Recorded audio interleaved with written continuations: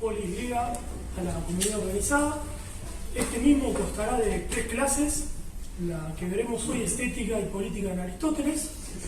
La segunda, que será el sábado 23 de noviembre, la política en los tiempos de la modernidad. Abarcaremos un poco lo que es Hobbes, Maquiavelo, Locke, Rousseau. Luego finalizaremos el sábado 30 de noviembre con la tercera clase, que la titulamos La tercera posición y el ser nacional. Abarcará un poco lo que es Schmitt, Heidegger, para finalizar con el pensamiento de Perón. Y les pedimos en esto, por favor, al final de todo, las preguntas, y que sean preguntas, no exposiciones, y de ser posible, ¿sí? Este mismo será dictado, por el profesor Pablo Ansaldi. Él es doctor en Ciencias Políticas por la Universidad Católica Argentina, docente de la Universidad Católica Argentina, nacional del 3 de febrero, ESEADE y Católica de La Plata, autor de la Introducción de la Tiranía Moderna, los 70 fondos guerrilleros, militares y familiares, Clausewitz, la ciencia política de la guerra, aparte es autor de numerosos artículos en revistas especializadas, y ha hecho el posfacio del último libro de la agonía del peronismo de Jorge Rulli. Brindamos este curso, en principio, como ya lo aclaramos en comentarios, es libre y gratuito. Lo hacemos como un aporte, podríamos llamar a la comunidad, porque creemos demasiado necesario recuperar lo que es la política concreta, la discusión política concreta, que se ha perdido, y se discute de una manera absolutamente ideologizada. Se habla de términos neoliberalismo, neomarxismo, y pocas veces se sabe lo que es, se habla de nacionalismo, tampoco se sabe lo que es. Mismo peronismo, creo que es una discusión que tiene que darse también, ¿no? Por lo cual, como vemos que hay varias personas, no me animo a llamar políticos que llegan al poder, que no tienen los conocimientos del ámbito político, estrategia, ideologías, lo que es un proyecto nacional, y lo que es un plan trenario, un plan político ni más, ¿no? Pero sí creemos que es necesario que los que militan, los que militamos en política, sí nos formamos en esto, nos animemos realmente a sacar el bastón de mariscal, puesto a punto decía Perón, y tener bien claro los conceptos, tener bien claro qué soy y poder responder la pregunta para nosotros que es primordial de qué Argentina queremos. Sin más, lo dejo con Pablo Ansaldi. Pablo. Bueno, muchas gracias compañeros, a Alejandro, a Lucas y a todos los presentes. Efectivamente, el curso es un curso breve, podemos decir, porque son 3 posiciones y luego, las preguntas del caso. Y por lo tanto eso determina que sea un curso donde están comprimidas muchas cosas, quizá, que pueden desarrollarse y que ustedes desarrollarán o no. El curso trata de responder a una necesidad no solo de formación, sino también a una autoconciencia que buscamos todas las generaciones que estamos reunidas hoy, porque no es un problema ni de jóvenes ni de no jóvenes, la juventud es un estado del alma, y a una necesidad, decía, de encontrar respuestas y al menos formular correctamente las preguntas frente a una realidad que vemos compleja, contradictoria, ¿no? Y sobre todo en la actual situación iberoamericana, diría yo, ¿no? Hoy estamos los mismos países que en el proceso de la guerra de la independencia, Tocho, el celular, por favor, que en el proceso de la guerra de la independencia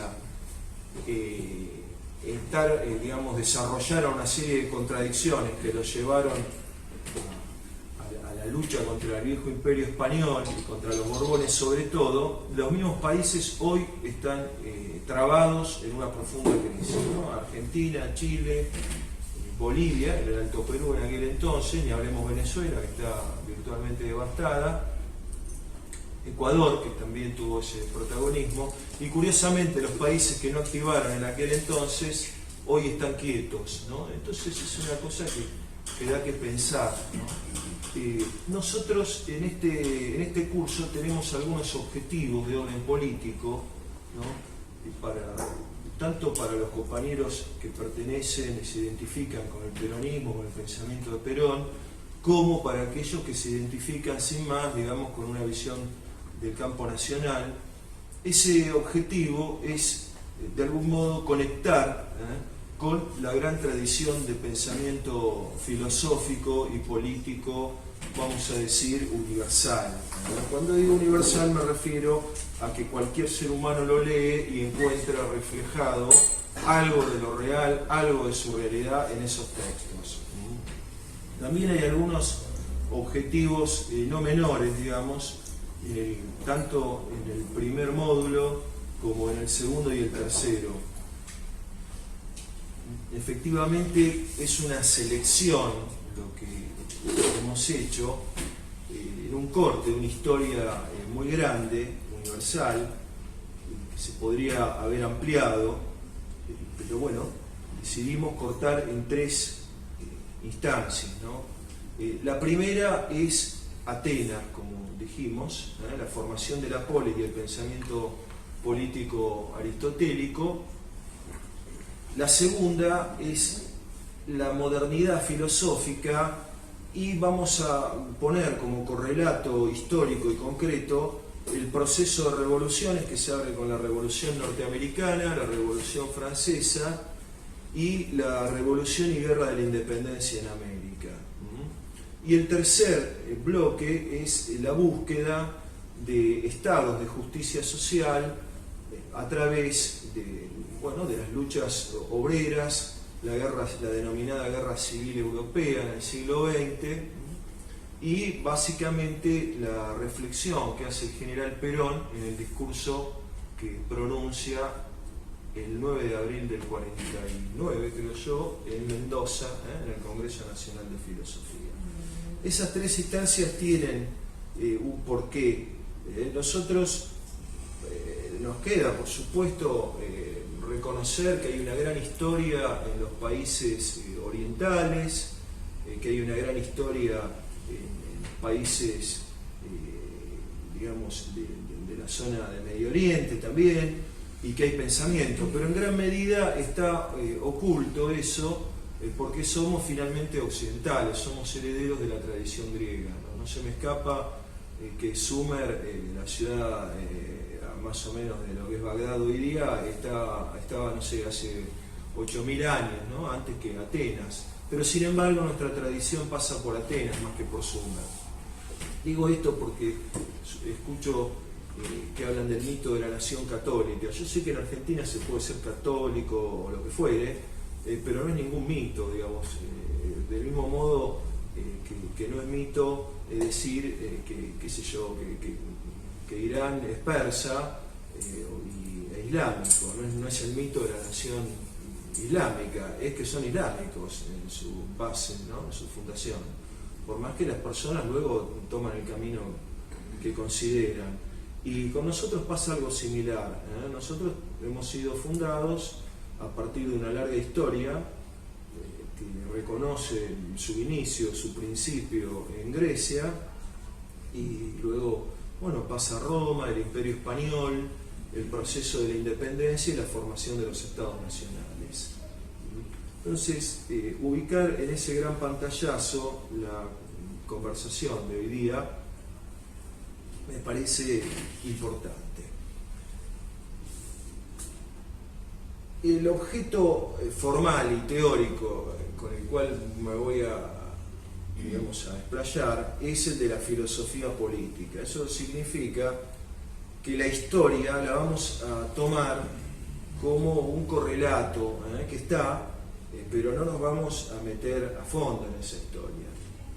Ahora, la fundación de Atenas, ustedes saben que en Atenas hay, digamos, una serie de procesos, algunos que están virtualmente perdidos, ¿no? Se habla, por ejemplo, de las siguientes épocas, ¿no? Una es la saga, donde está toda la mitología de los hiperbóreos, que hay algunos tontos que en Argentina hablan de la sabiduría hiperbórea y no quedó nada de los hiperbóreos más que la imaginación, digamos. Pero bueno, Argentina es un país prolífico en imaginación. Y luego, sí, ya se sabe un poco más, la etapa heroica, ¿no? Homero, ¿no?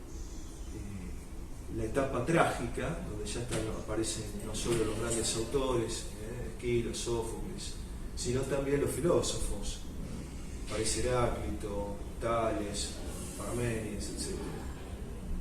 Ahora, ¿cómo se funda la ciudad, la polis? Y ahí me parece que conviene detenerse en ese principio.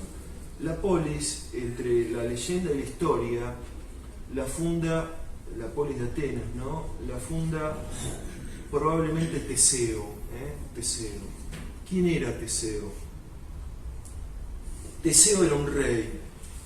Era un rey, evidentemente, que tenía relación directa con un conjunto de familias bastante dispersas, relacionadas con relaciones de intercambio, de enfrentamiento, de lo que fuera, cada una de las cuales tenía sus propios dioses.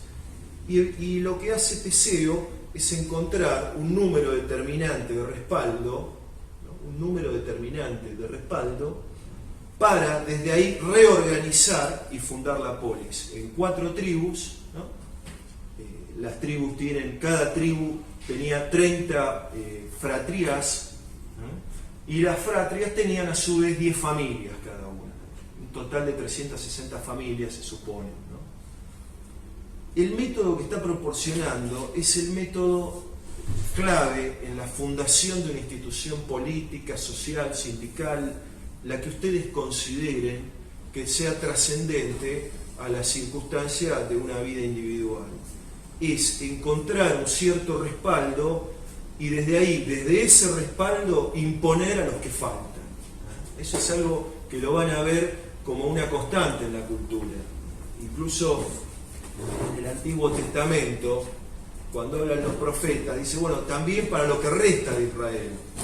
Es decir, ¿se fueron todos de Egipto? No, no se fueron todos de Egipto, algunos se quedaron, ¿no? Todos pertenecen al pueblo argentino, algunos sí, otros no.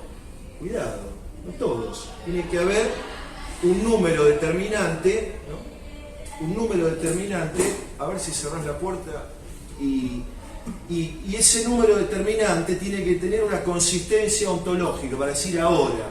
Es como cuando alguien está fundando un sindicato, tiene que tener una cantidad determinada de afiliados de un sector de la actividad, y ¿significa que tienen que estar todos afiliados? No, no tienen que estar todos en principio, tienen que estar en un sector importante y determinante. Con ese sector se va al resto, ¿no? Por persuasión y también por mando, por acto de imperio, por decisión, ¿no? Así es como se dieron las grandes fundaciones, así es como Perón también, digamos, tiempo después, agarra, digamos así, una clase obrera dispersa con 2 CGT, 800.000 afiliados, con dirigentes preocupados en la guerra europea, y los transforma en una CGT única con 4 millones de afiliados, digamos. Hace pie, un número determinante de respaldo, y luego lo organiza. Entonces me parece importante, ese método lo conoce la historia como sinoiquía, la sinoiquía. Sin viene de convergencia, de ahí viene sinarquía, convergencia de poderes, y oiquía de oikos, hogares. Es una convergencia de hogares, una convergencia voluntaria, sí, pero también una convergencia que está dada por el mando del conductor, que en este caso fue Teseo. Y que tiempo después, bueno, vienen los eupatrias, que era la aristocracia, una manga de ladrones, digamos, los que primero robaron la tierra, después se transformaron en aristócratas, ¿no? Y viene una serie de reformas que ustedes quizá han escuchado, Solón, Dracón, de la que queda más bien la cosa penal, y ahí viene lo de draconiano, ¿no?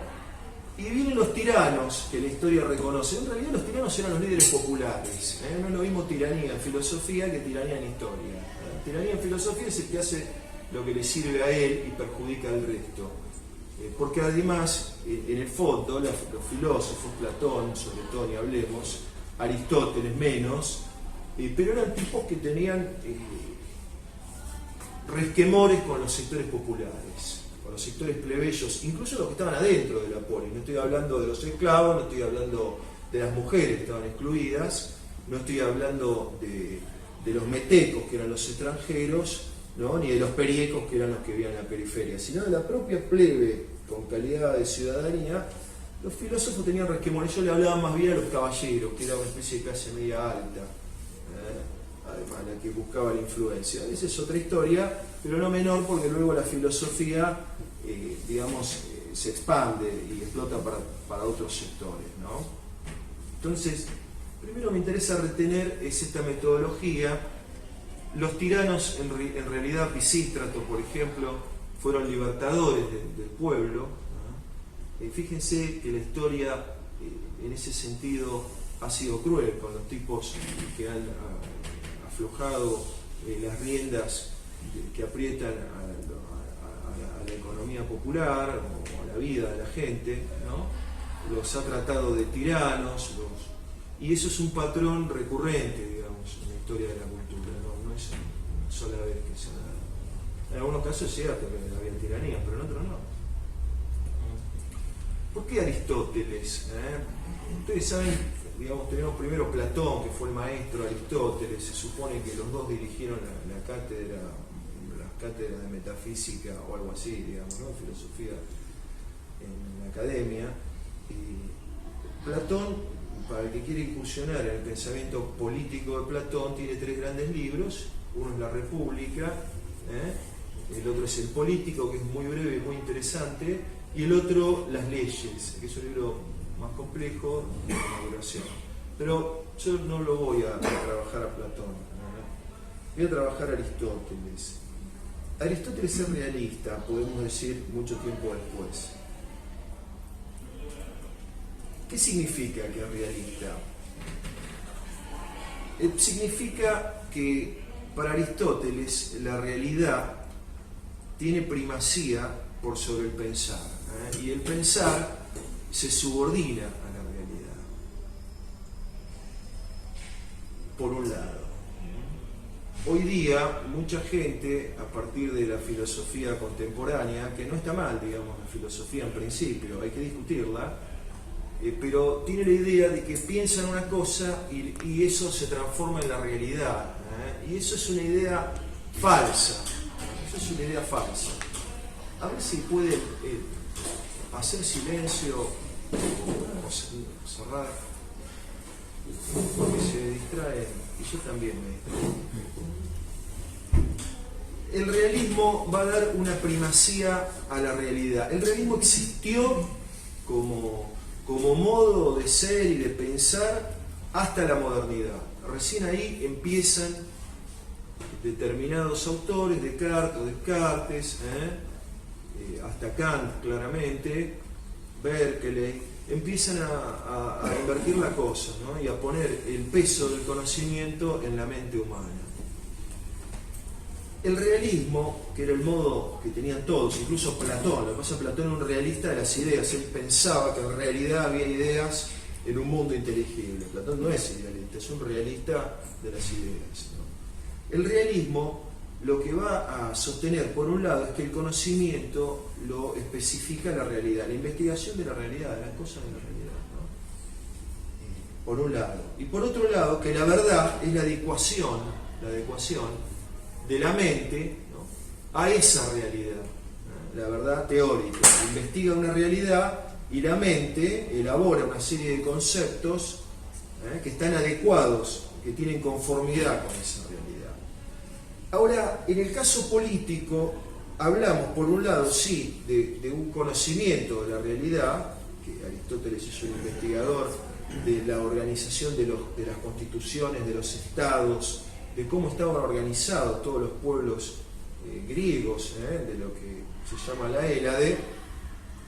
Pero por otro lado, hay una verdad que es la verdad práctica, que es la adecuación entre la voluntad, por un lado, y el principio intelectual que está puesto como objetivo y como finalidad. Que no es menor eso, porque hay mucha gente que comparte los fines, pero que la voluntad luego hace otra cosa. Ese es un problema que lo trabajaron mucho los ejercicios espirituales de San Ignacio de Loyola, digamos, ¿no? Amoldar la voluntad, que es la facultad desiderativa, es decir, el deseo del alma, al principio inteligido y propuesto como fin de la conducta. Por otro lado, somos seres humanos. Si todos fueran máquinas de perfecta coherencia entre la voluntad y el principio intelectual y la finalidad, no habría problema en la especie humana. Y nosotros somos seres humanos, donde hay humanos hay problemas, eso es inevitable, ¿no? Pero hay otro nivel de la realidad que me interesa, y de la verdad, perdón, que me interesa marcarlo, de la verdad práctica, que es la conformidad de la realidad con la conducta de aquel que actúa. Ahí el peso de la verdad va a estar puesto en la realidad. La famosa frase de Perón, la única verdad es la realidad. Hay frases similares de Balmes o de Heidegger. La realidad va a través del devenir histórico del tiempo, va haciendo patente, va patentizando la verdad. Por eso debo confesarles, muchos son compañeros y amigos, que le doy un aviso. A la segunda bloqueo al que me manda un mensaje diciendo que hoy es el día en el que Perón nacionalizó esto o Isabel tal cosa. ¿Por qué? Porque eso no vuelve, eso es pensamiento mágico. ¿Volverá el movimiento nacional? Sí. Hay que recordar, está bien, pero el pensamiento mágico es empezar por el efecto y creer que eso toma la causa, ¿no? Entonces yo canto la marcha peronista, por supuesto, de la primera a la última estrofa, ¿no? Y creo que con eso tengo a Perón. No lo tengo. O tengo al movimiento peronista como uno lo considera. No lo tengo. Eso es pensamiento mágico.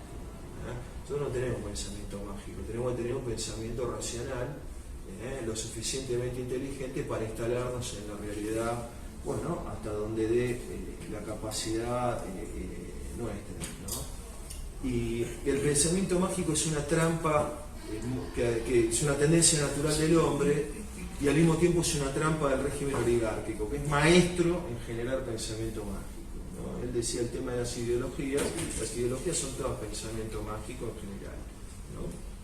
Es creer que yo tengo ideas y las voy cada vez más perfilando, puliendo, para que ahora sí hago la realidad, ¿no? Ahora sí la realidad. Eso no se hace en la realidad.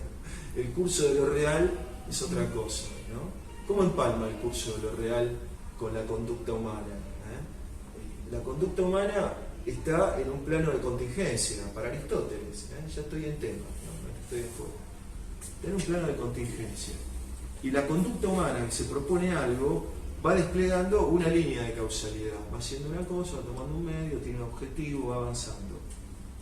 Ahora, solamente empalmando con la línea de causalidad de lo real es que puede producir un efecto eficaz, jugarse en eficacia. Retomo la fundamentación. Aristóteles dice, la conducta humana, el arte por ejemplo, la política, prolonga y perfecciona a la naturaleza.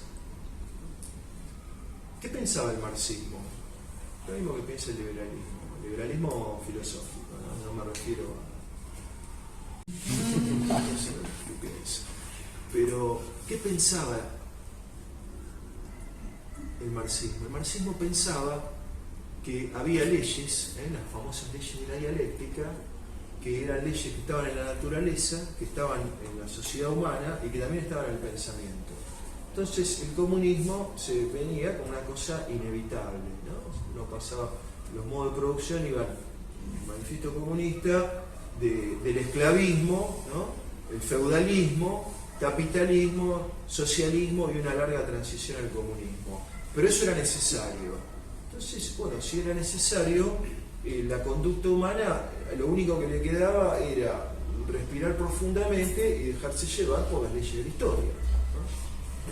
Pero Aristóteles ya vio mucho tiempo antes que no era así la cosa, que justamente el nivel de imperfección dentro del máximo de consistencia y de perfección para que ocurra y sea el nivel de imperfección que nos deja la naturaleza es lo que a nosotros, la naturaleza entendida como todo, como toda la vida, incluso la vida humana, no solamente las plantitas y los arbolitos. El nivel de imperfección que nos deja es justamente donde nosotros podemos operar. Esa es la contingencia. Operamos en situación de contingencia. No operamos en la necesidad de lo real, sino en la contingencia de lo real. Y eso es lo que permite distintos cursos de acción y distintos resultados. Cuando ambas líneas de causalidad coinciden, estamos frente a la eficacia. Por eso, es clave el problema del tiempo. Lo digo ahora porque en la tercera conversación, cuando hablemos de Perón, que hablaba del tiempo, vamos a ver que hay ahí un acierto metafísico muy profundo, porque el horizonte de lo real es el tiempo. Y el tiempo tiene algunos caracteres, digamos, hay algún debate sobre eso, pero una de las cosas es que el pasado nos influye, pero es irreversible. Es irreversible. Entonces, la clave de una estrategia, de una política correcta, adecuada, es encontrar el tiempo como oportunidad. ¿Se acuerdan cuando había un cura que decía el Kairos, tenía un programa, no lo nombro porque es el innombrable para mí, pero el Kairos es el tiempo oportunidad, digamos, de los griegos, y bueno, la coincidencia entre una estrategia cuando le llega su tiempo es donde está la eficacia. Mientras no llegue el tiempo, no hay ideología, no hay nada, no hay pensamiento mágico, no hay nada que pueda intervenir y ser eficaz. Bueno, muy bien. Esto es una sugerencia porque hay una bibliografía que les sugiero. Aristóteles, su pensamiento político lo desarrolla en los siguientes libros: la Ética a Nicómaco, la Ética a Eudemo, la Magna Moralia, ¿no? Y después está el Protréptico, que algunos dicen, bueno, que es de él, otros que es de un alumno, no importa, está más o menos en línea. Y luego su libro muy importante, La Política, o Política, Constitución de los Atenienses, sería otro libro, y uno no menor, La Retórica. Nosotros cuando hablamos de retórica pensamos que es una especie de discurso para vender humo, y no es así. Perón hablaba de persuasión, Aristóteles de retórica, en la misma línea. Podría haber dicho Aristóteles la violencia, no dijo la violencia, dijo la retórica, la persuasión. Y son todas las artes, digamos, y bueno, la retórica donde él la vio, la funda como disciplina y funda la teoría de la comunicación contemporánea. Bueno, ahí estaría el pensamiento contenido, el pensamiento político de Aristóteles. Los griegos, y Aristóteles en particular, cuando digo los griegos me refiero a los 2 o 3 filósofos griegos, que voy a Platón, Aristóteles y sus discípulos, ¿no? Porque uno a veces dice los griegos y piensa que toda la gente en Grecia pensaba así, y eso no lo sabemos, ¿no?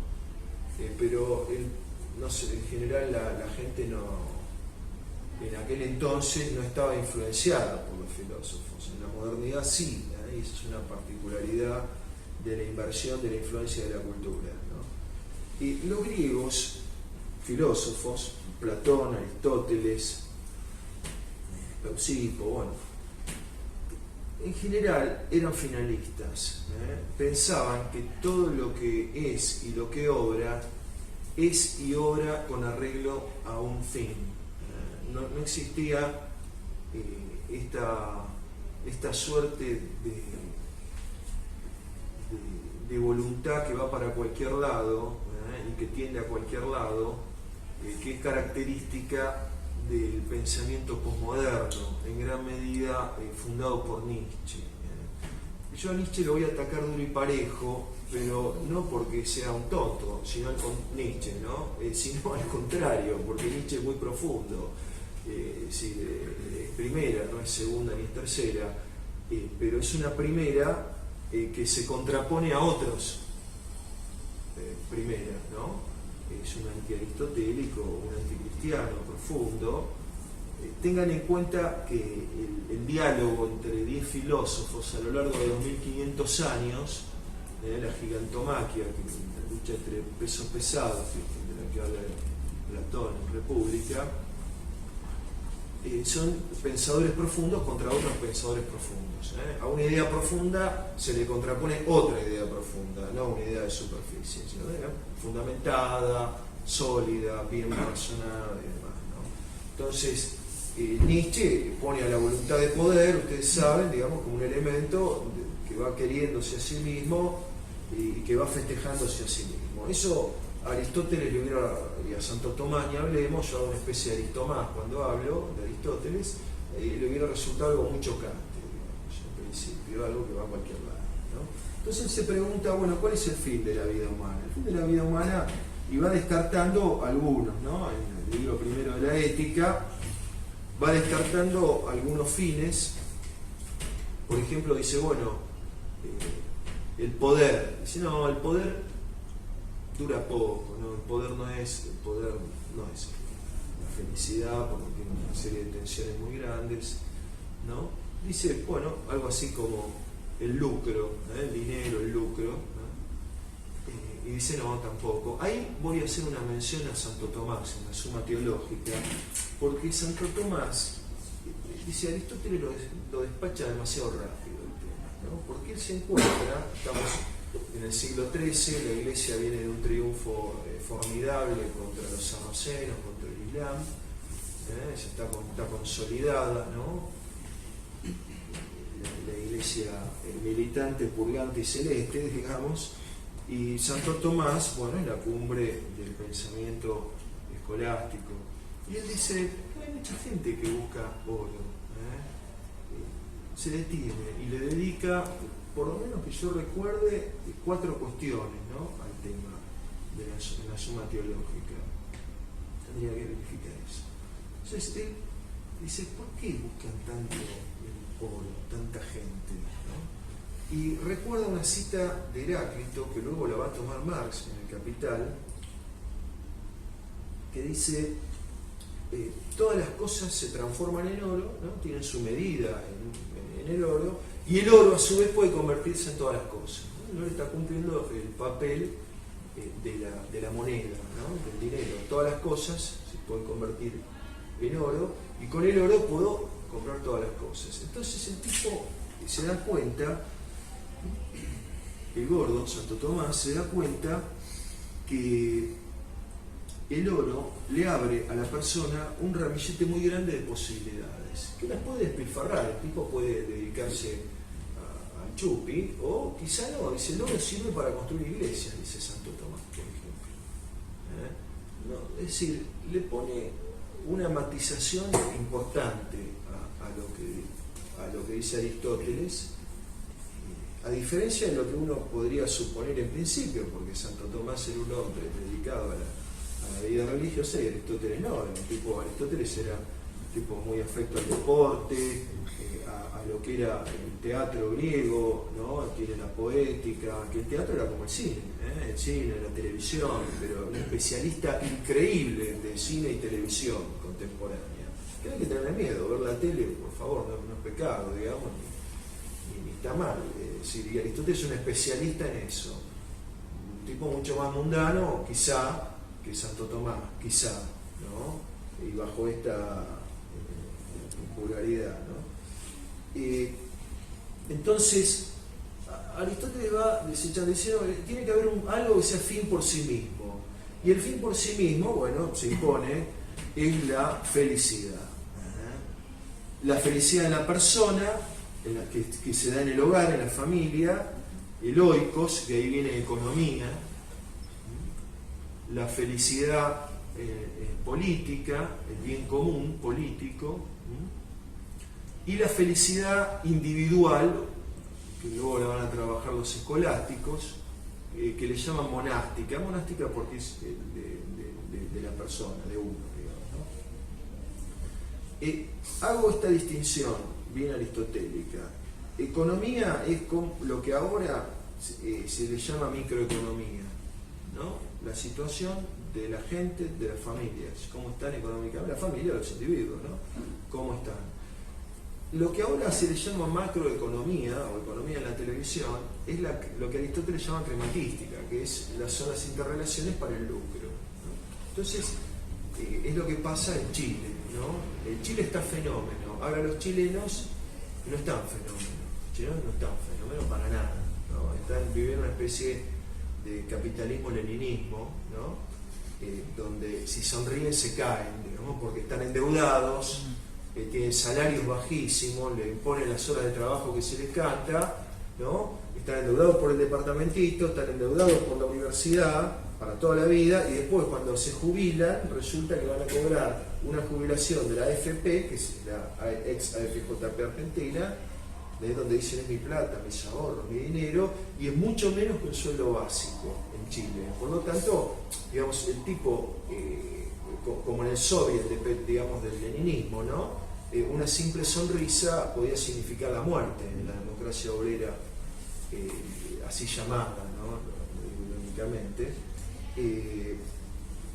Entonces, o te dicen, por ejemplo, no, como me dijo una chica peruana, Perú está bien, los peruanos están mal, ¿no? Bueno, Aristóteles distinguía perfecto eso, ¿no? Distinguía, la crematística funciona por acá, pero la economía popular por acá. Y el fin de la política es la economía popular, y distinguir eso, porque la crematística tiene usura, tiene una serie de cosas que luego vamos a ir mencionando, y vamos a ir despejando, ¿no? Luego me refiero en sucesivas oportunidades. Entonces, el fin político, ¿cuál es? La felicidad objetiva común, lo que luego se lo llama también bien común. ¿Qué es el bien común? El bien común es un orden de perfección comunitario que a su vez sea participable por las personas. Que no sea una crematística que manejan 4 tipos y el resto está mal, ¿no? Sino que sea participable por las personas. El bien común tiene a su vez 3 clases de bienes, y que corresponden con 3 dimensiones del ser humano. Para Aristóteles, estoy ahí. Uno es el bien del físico, la comida, la salud, el vestido, todos los bienes primarios. El otro es el bien en orden a lo que hoy podemos llamar la dimensión ético-política. ¿Cómo está la relación entre las personas en la comunidad política? ¿Están bien? ¿Están en tensión? ¿Están con la armonía, con convivencia? ¿Resuelven los problemas? ¿O están a punto de explotar, como está pasando en Iberoamérica, ¿no? Que están todas las sociedades polarizadas. Entonces, esa sería una segunda dimensión.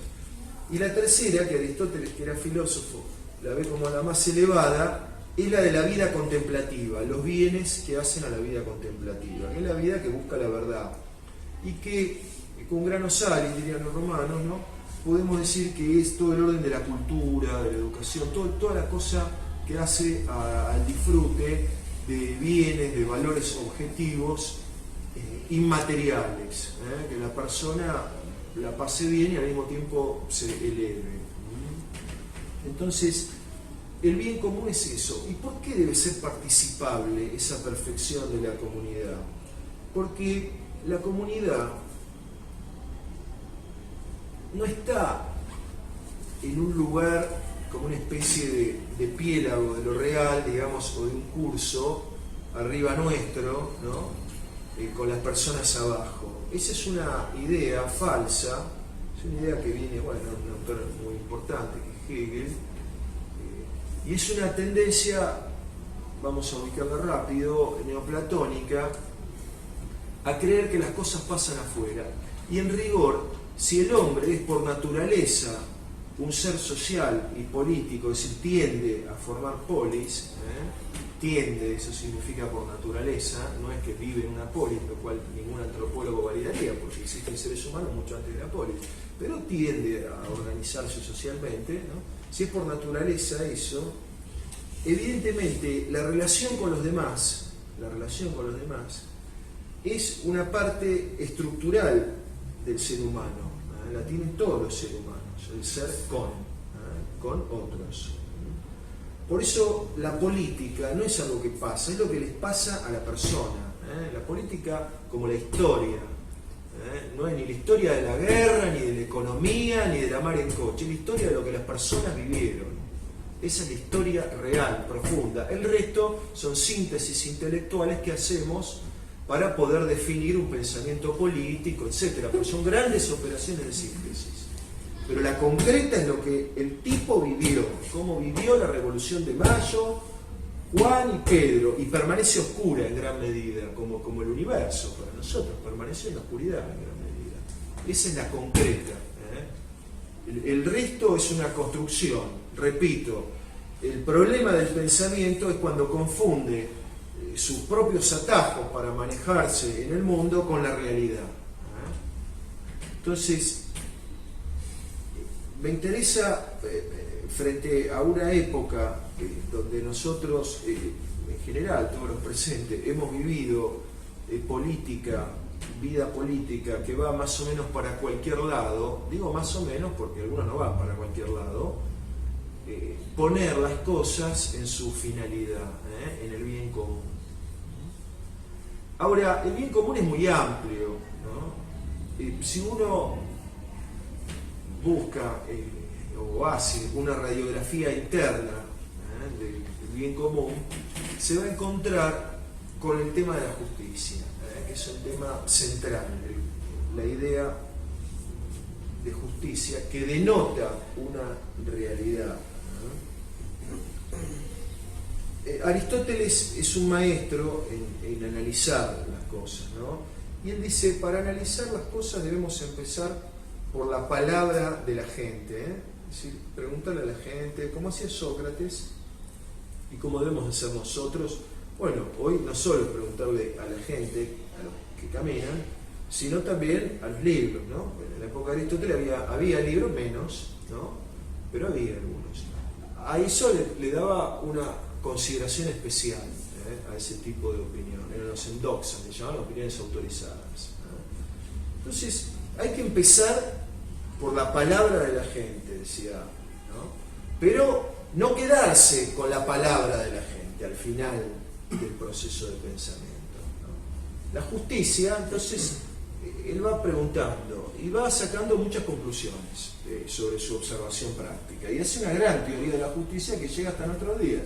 Por supuesto que convive con otras, con otras teorías importantes también y filosofías, pero siempre se retoma a la discusión ahí donde la deja Aristóteles y también Santo Tomás como continuador, y bueno, y también con variaciones muy importantes de Santo Tomás, que la ley, cualquier ley, debe tener como principio la justicia.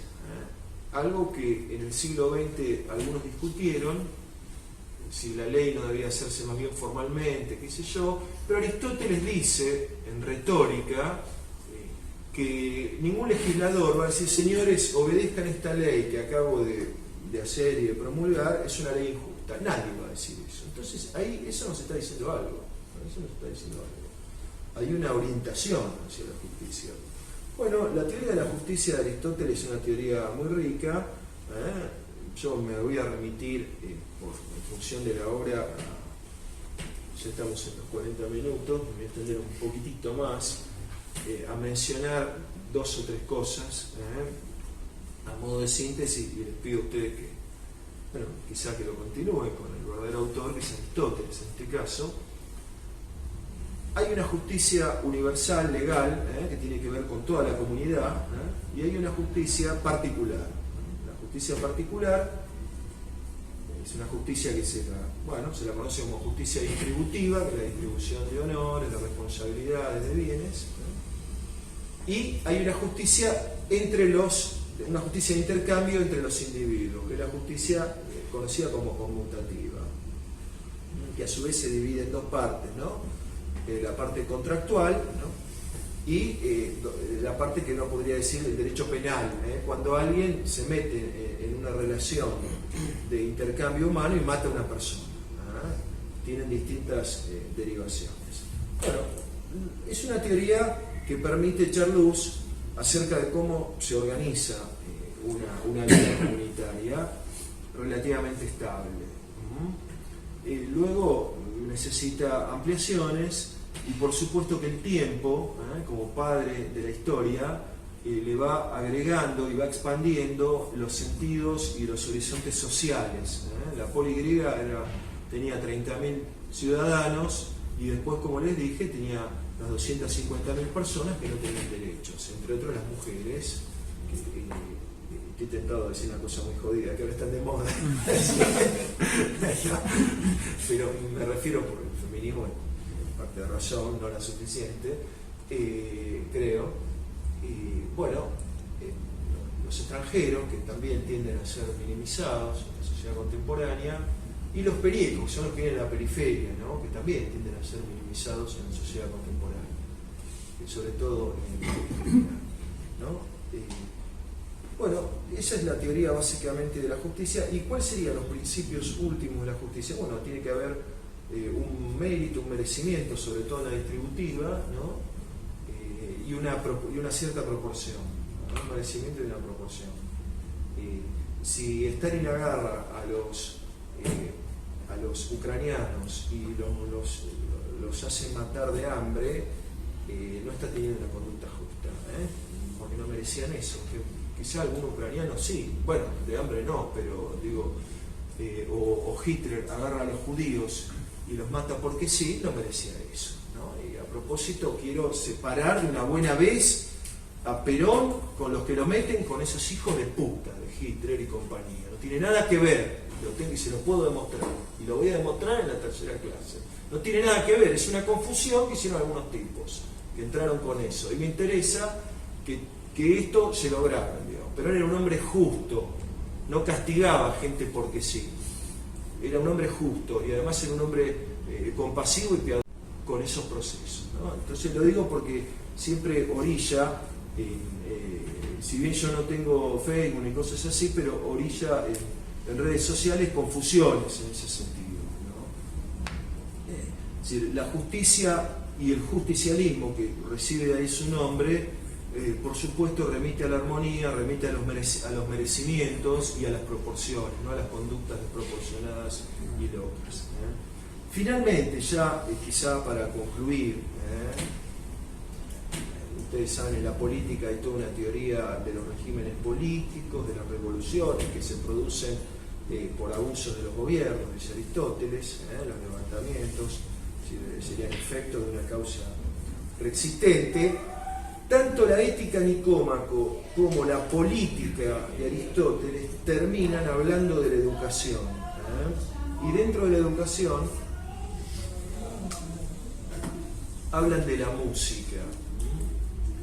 Para Platón, para Aristóteles, también para Nietzsche, la música va a ser el elemento último del alma. Y la música puede ser o el arte en general o la música. Le dan una gran importancia y sobre todo a los ritmos con armonía que nos hagan partícipes de la melodía infinita, y ven que un modo de dominación de los esclavos es la percusión exagerada. Son observaciones no menores, y a propósito de esto quiero recordar, y con eso quizá terminar, que en los tiempos de Perón había un día que era el jueves del Teatro Colón para los sindicatos, ¿no? Ese ideal, esa finalidad de no solo resolver los problemas materiales, sino también de algún modo hacer partícipe de los grandes bienes de la cultura, es un ideal que se ha perdido y que nosotros, creo yo, debemos retomar. Y con esto terminaría el tiempo.